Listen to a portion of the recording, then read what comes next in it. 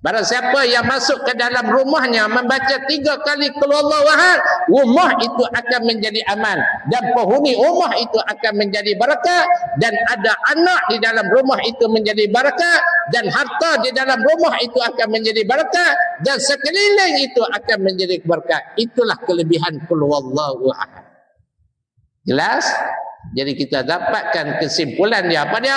Dalam keadaan ketakutan kita, dalam keadaan kita takut, kita pergi jalan mana-mana ke hutan ke, kita duduk di mana satu tempat rasa gerung ni, kata Nabi sallallahu alaihi wasallam, rasa dalam keadaan kegerunan, dalam keadaan ketakutan, dalam keadaan kegelisahan, jangan tinggal, kata Nabi, qul huwallahu ahad, suratul ikhlas.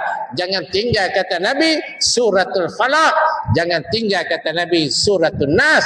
Allah Ta'ala akan memberikan kepada kamu semangat, Allah Ta'ala memberikan kepada kamu satu energi, Allah akan memberikan kepada kamu kekuatan dalaman. Wallahu a'lam.